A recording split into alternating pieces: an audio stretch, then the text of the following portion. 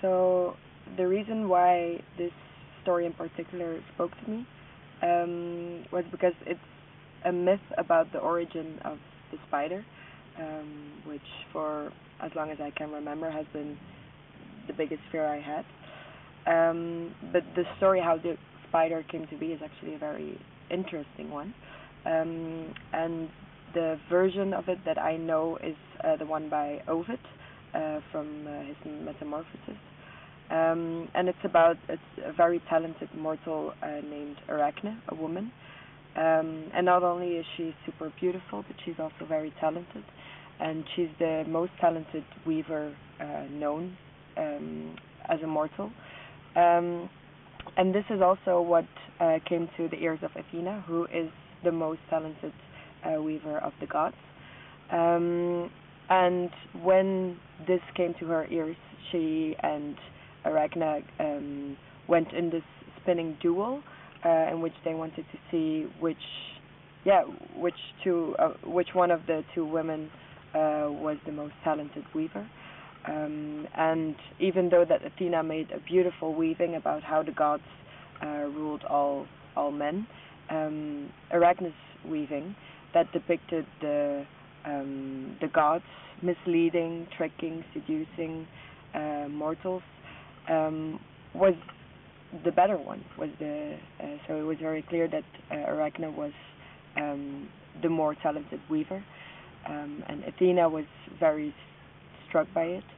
She got very angry, and in this rage she also humiliated Arachne, and Arachne hanged herself because of the humiliation. Because Athena felt sympathy for the woman, Athena changed Arachne into a spider, and in this way Arachne could spin nets, weave nets until eternity. This is a beautiful story, of course, a beautiful myth, and I've known it for a very long time. But also, when I was a young girl, it was for me very, very hard to position myself in between these two women, because on the one hand you have this very powerful, talented goddess. On the other hand, you have this beautiful, humble woman who is great at what she does. And these two women are opposed to each other. Even so, in my own personal memory, it was Athena who killed Arachne by changing her into a spider.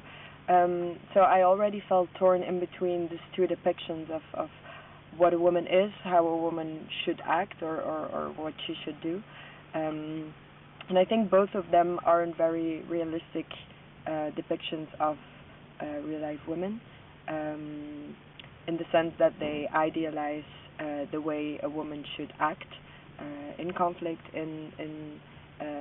within their talents.